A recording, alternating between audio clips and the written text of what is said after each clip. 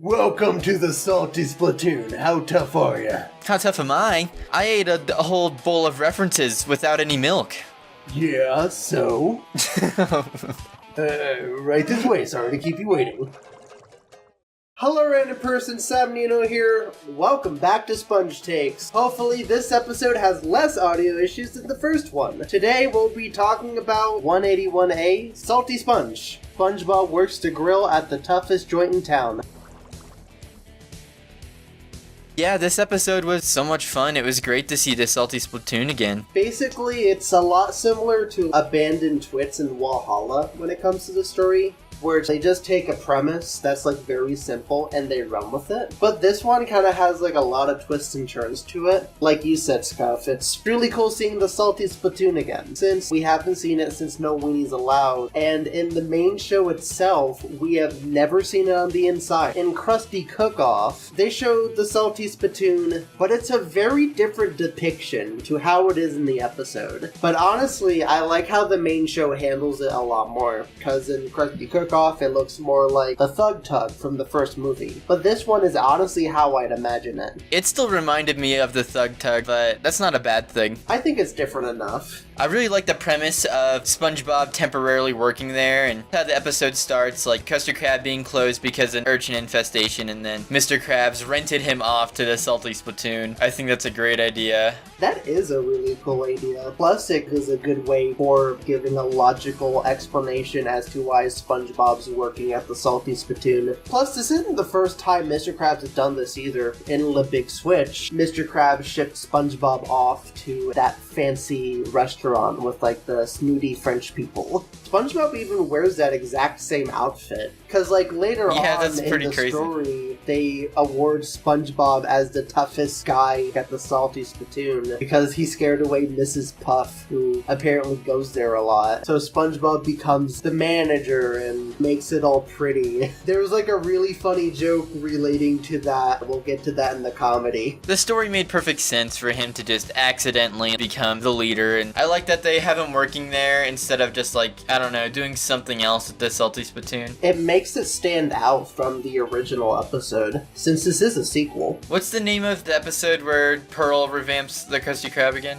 Pussy Boots. Kinda reminds me of that one. That makes sense. SpongeBob does pretty much turn it into a teenage paradise. I love the contrast of everything when SpongeBob's first thrown in there and just how edgy the kitchen is with flames and it's all red, and SpongeBob stands out so much with this bright yellow and he's so sweet and innocent. It's nice how the story developed. I like the idea of a regular Salty Splatoon goer comes and does not like how SpongeBob has changed the place. That makes a lot of sense, and then to make it end with Mr. Krabs taking SpongeBob back, and it's like, you know, Mr. Krabs is probably just doing it for money, but it's kind of sweet that he just wants SpongeBob back too, you know? I'm not sure where to include this, but I feel like it's very important to bring up. But Reg shows up in this episode, but he doesn't say a thing. Yeah, which is really weird, because Sab said he shares the same voice actor as Patrick's dad, Cecil, in the Patrick show. So they definitely could have made him say something, and it's one of the two main gripes of the episode. We'll save the other gripe for the comedy. They could have just had like a small scene where Reg is like, hey, aren't you? And then Mr. Krabs just like, no, he's not.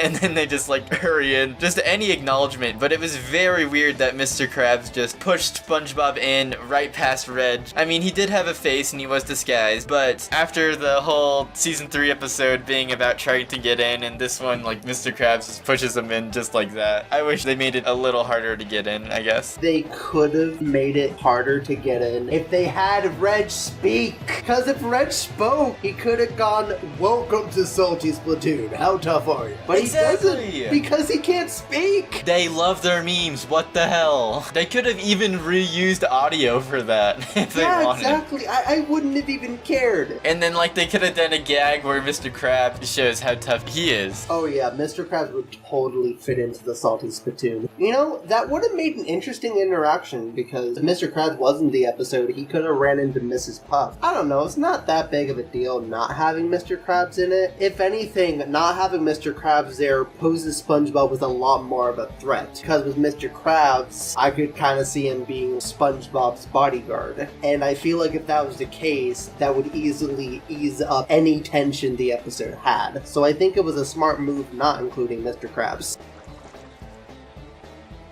You're gonna notice a pattern when it comes to the animations category. We enjoy it.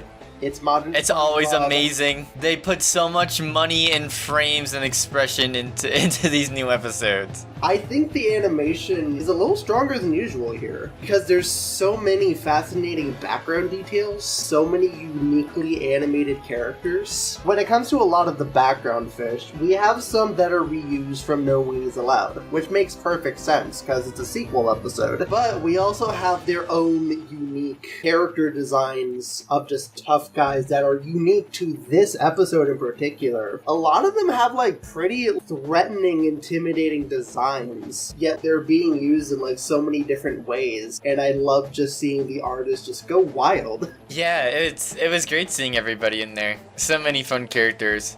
There was this weird octopus guy, though. Yeah, he was a detailed painting, so he was like really limited animation. I thought it made for a funny gag. The show's animation is so good, like, I think it's allowed to have scenes like that every once in a while. I really love how this episode started off with SpongeBob was making a bunch of really fun, happy faces. He was just going about his day, smiling at everybody. There was this weird gag where there are these ducks wearing helmets. Why are they ducks? How did they get down here? Did Sandy adopt them or something? I think they should have made them clams. I agree. Because, like, that's the in-universe equivalent to ducks. So I really like the little reference to Krabby Land when SpongeBob was just throwing rose petals while singing. That was a nice touch. I like that scene. I love Mr. Krabs' joke where he got Squidward a job in entertainment, and then he's a clown. He's like, yeah, at least I'm not with SpongeBob, and he gets sat on by an elephant or something. I love the scene where Mr. Krabs rearranges SpongeBob's face, and he's just like, I don't feel tough, Mr. Krabs. And before that, Mr. Krabs was like, look these people straight in the eye and tells them what you really think of them. And when SpongeBob does it, he like compliments this tough guy's eyes. I thought that was a really cute exchange. I kind of saw it coming, but it was still really cute and charming. I also love how the employee of the month wall. Yes, they're just dead. Oh my god, we said the same thing at the same time.